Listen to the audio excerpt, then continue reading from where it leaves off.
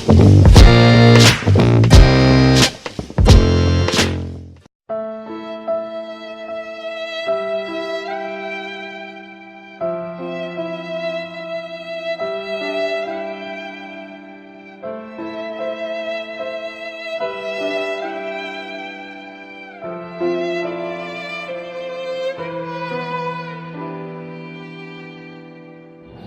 so we're going to go walk around and ask students what their take is on bullying.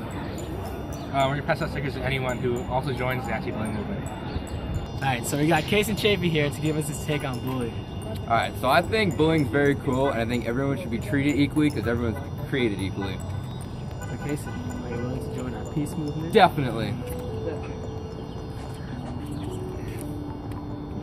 Give us his take on bullying. My take on bullying is that it's not good, and it's going to have long-term effects on people, and we should all help to prevent it. Alright, so Cole, do you want to join our peace movement? Sure.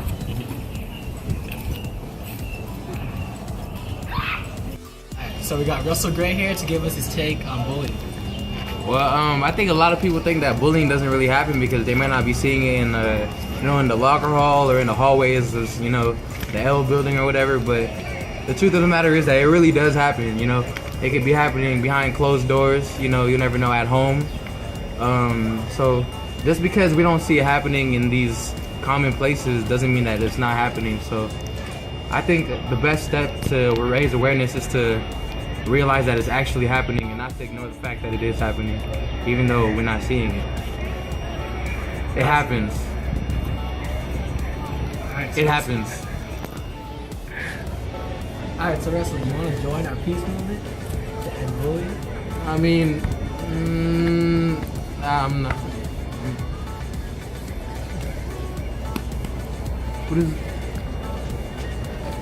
What did I say?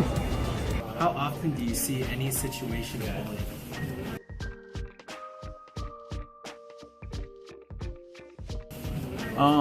I'm very fortunate, being in a Catholic school and teaching honors AP kids. I'm way over here in the corner of the school, so I'm very far. I'm away from the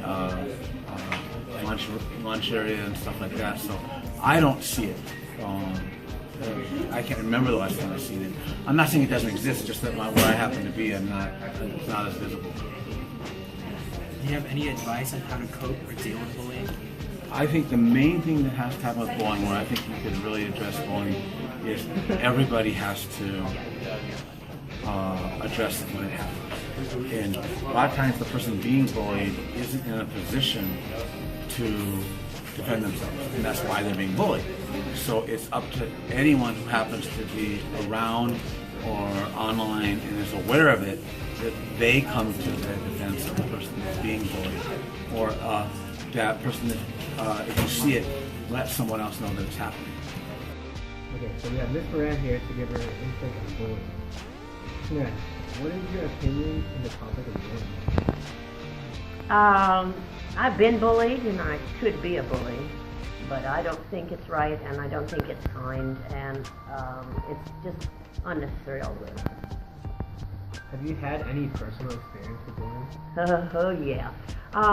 When you were talking to me about this interview, I was reminded of when I was in high school, which was 50 years ago. They didn't have campaigns against bullying, anti-bullying, child abuse. They didn't have that. And I was remembering that every day when I walked into one of my classes, one of the boys didn't like me for some reason, and he would say really bad things to me every day. I took that to mean he was stupid, and I let it be, but it never occurred to me that I could tell a teacher or somebody that he was saying that. If I can handle it, that's fine, but what if somebody else couldn't? So I'm really glad that we have so much more communication today about anti-bullying.